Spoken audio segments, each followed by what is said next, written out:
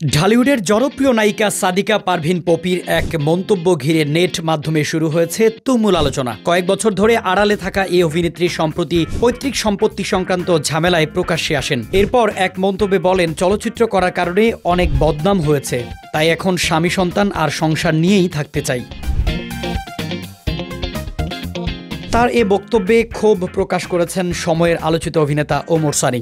এক গণমাধ্যমে দেওয়া সাক্ষাৎকারে তিনি বলেন, পপি যদি এ মন্তব্য করে থাকে তাহলে আমি তাকে স্টুপিড বলবো। সিনেমা তাকে যা দিয়েছে তা অস্বীকার করা উচিত নয়।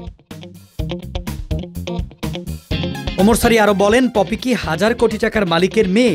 সিনেমা না করলে কে চিনত তাকে? এমনকি তার স্বামীও বিয়ে করত কিনা সন্দেহ। সিনেমাকে ছোট করে সে নিজেকেই ছোট করেছে।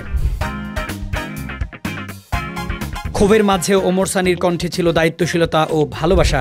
তিনি বলেন, আমি ওর দুলাভাই, ওকে শাসন করার অধিকার আমার আছে। খারাপ সময় ডাকলে আমি অবশ্যই তার পাশে থাকব।